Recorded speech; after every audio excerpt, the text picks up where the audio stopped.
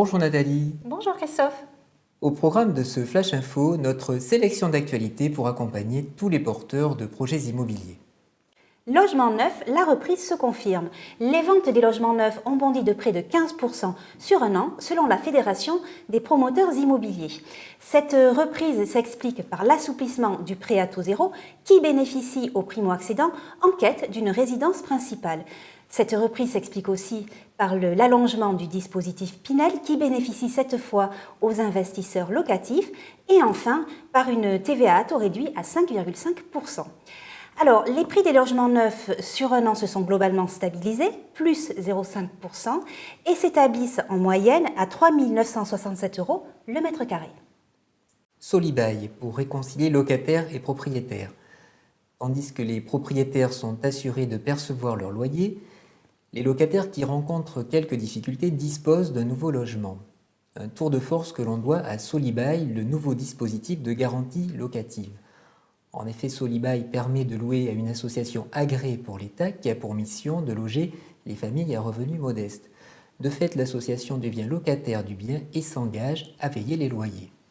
Précisons qu'en fonction des communes, les propriétaires peuvent bénéficier d'un abattement fiscal de 30 à 70% sur le montant des loyers. Enfin, ils peuvent récupérer leur logement à la fin du bail.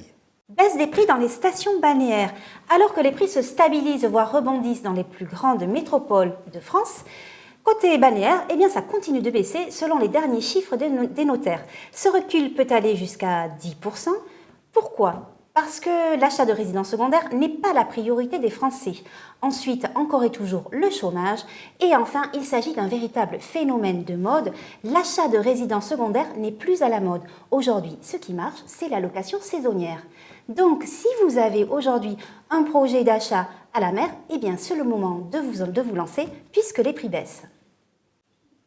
La transition énergétique pour booster les performances des logements.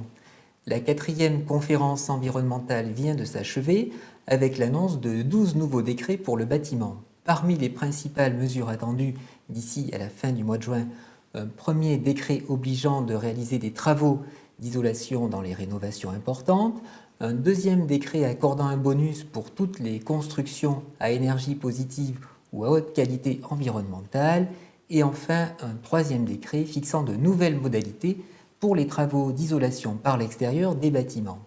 Rendez-vous donc à la fin de l'année pour connaître l'ensemble des dispositions qui permettront de verdir les constructions.